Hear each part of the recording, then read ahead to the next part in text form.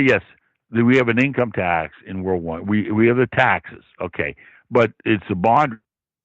You remember you've seen the posters and that, Right. looking the books, and World War II comes and it's on movie reels and stuff where you buy bonds and so forth. Yeah, that's this idea of linking your self personal interest to patriotism, or to do your little bit. If you're not in the Army or Navy, but this is your little bit to help your government and to sustain the war effort. And that's what Cook sold to the American people that invested.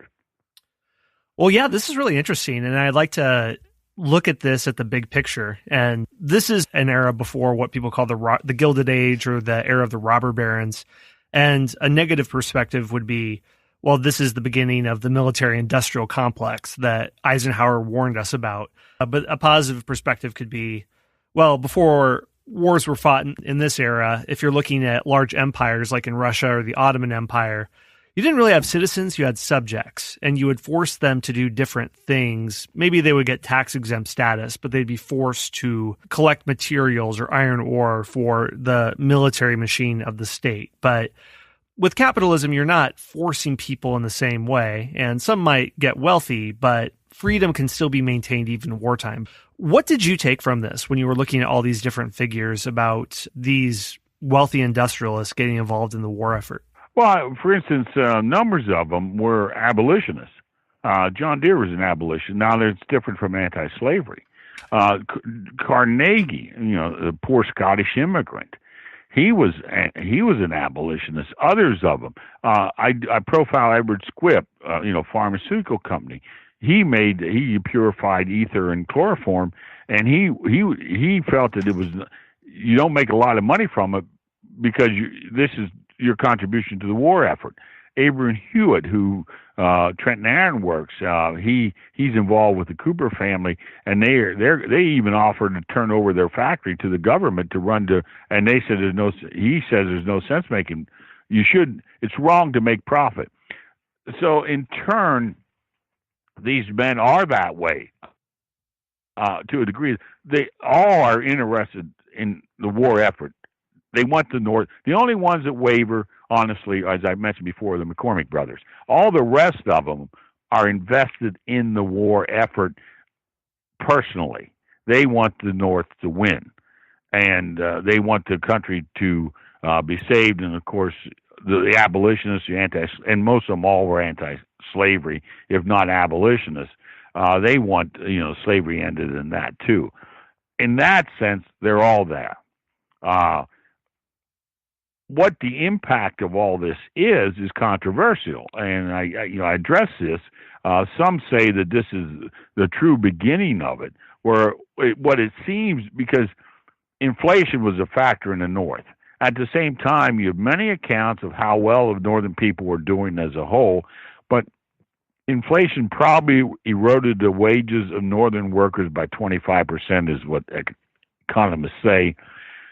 What this does, I think, more than anything, is accelerate that process from an agricultural, mercantile kind of economy, society, to what we know as the industrialization of America that occurs in the forthcoming decades. Because railroads end the war in far better shape than they were before the war. So that means, and at the same time, one of the other ones I talk about is Huntington, Collis Huntington, who's involved with the Central Pacific Railroad, which they're starting to build the Transcontinental Railroad during the war. All these things are coming together because the war spurred all this. It increased the need to modernize, to mechanize, to organize on a scale unprecedented. So I think in that sense, economists agree that certainly it accelerated everything, and it opens the door to a different America that is going to lead to the 20th century. I don't think there's any question. Besides the great impact of the abolition of slavery and what that meant for the country, and the idea that secession is not going to, we are a union now, for sure, and those things. But as far as the economy goes, it changes the way Americans are going. As Senator John Sherman said, and I quote him, he wrote to his brother William, he said that he couldn't believe it, I think it was 1865. He said, no longer do we, our businessmen, what they're talking about is millions, meaning millions of dollars. So the viewpoint has broadened to a great degree.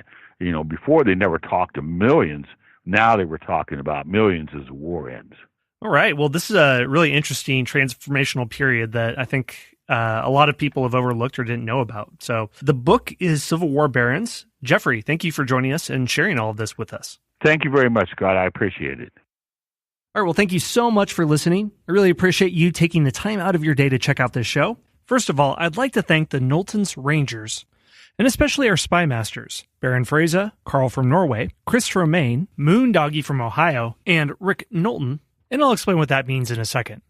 If you like this show, please like and subscribe on the podcast listener of your choice. Join our Facebook page as well. You can find it if you just search for History Unplugged. And one of the best ways you can help out the show is if you join the Knowlton's Rangers. The Knowlton's Rangers were an elite reconnaissance and espionage detachment of the Continental Army in the Revolutionary War, but it's also the name of the History Unplugged membership program.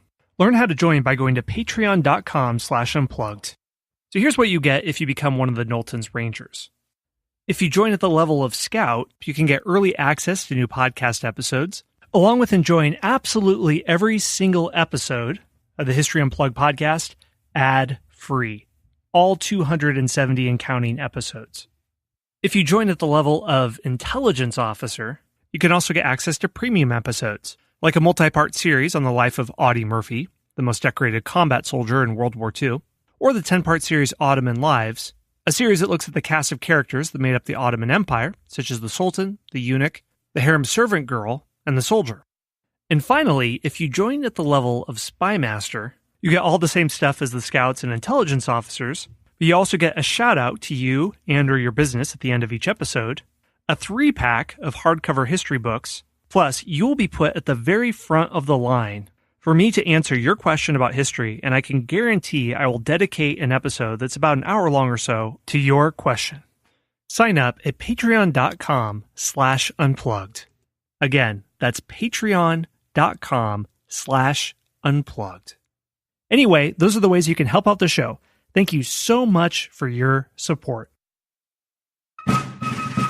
Thanks for listening to the History Unplugged podcast. Be sure to subscribe to the show to get your daily dose of all things history related, from ancient Greece to the Cold War. We'll see you next time at the History Unplugged podcast.